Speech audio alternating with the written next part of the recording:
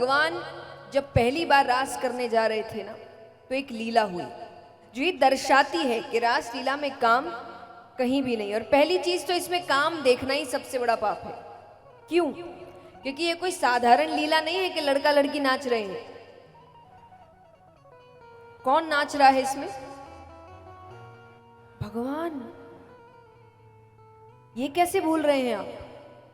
आज यहां पर आप सब भी बहुत नृत्य कर रहे हैं, कोई भी भजन हो रहा है आप सब नृत्य कर रहे हैं, नंद उत्सव में सबने बहुत नृत्य किया।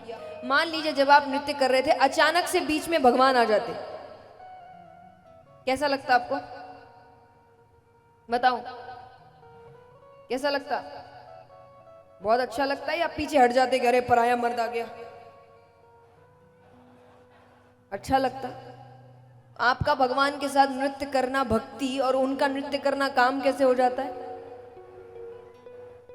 वो भी तो भगवान के साथ ही नृत्य कर रही है, तो वो काम कैसे हो गया और आपका नाचना भक्ति कैसे हो गई?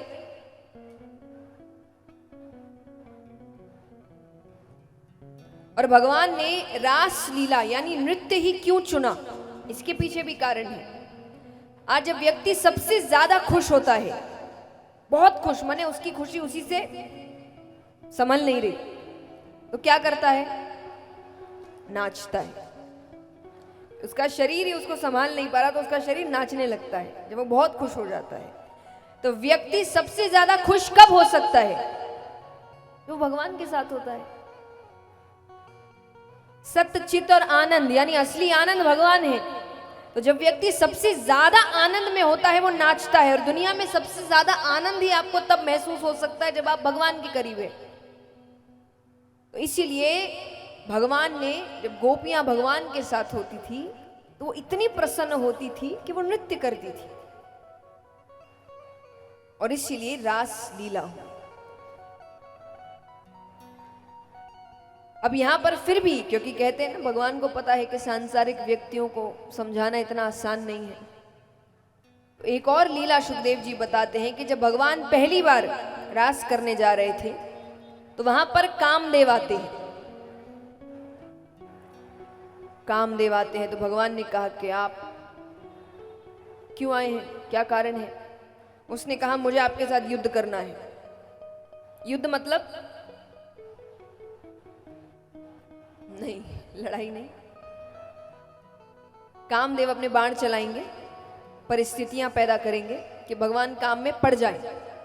अगर भगवान काम में पड़ गए तो कामदेव जीत गया, अगर नहीं पड़े तो भगवान जीत गए। तो उसने कहा कि मुझे आपके साथ युद्ध करना है। भगवान कहे महादेव जी ने भस्म किया था, भूल गए क्या? बोले वो मेरी गलती है, मैं ऐसे के पास गया जो हर वक्त समाधि में बैठता है।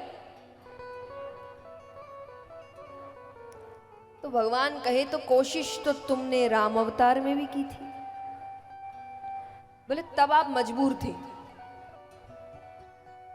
तब आप मजबूर। भगवान मर्यादा पुरुषोत्तम थे।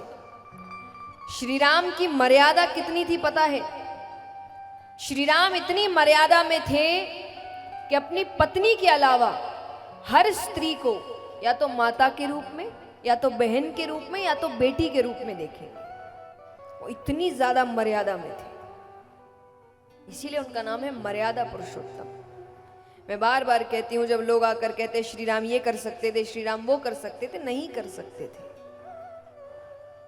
अगर अपनी मनमानी कर सकते तो शायद इतना दुख नहीं झेलना पड़ता उनको। वो मर्यादित थे। जो नियम बनाए गए हैं, नियम के अंदर रहकर काम करना पड़ेगा।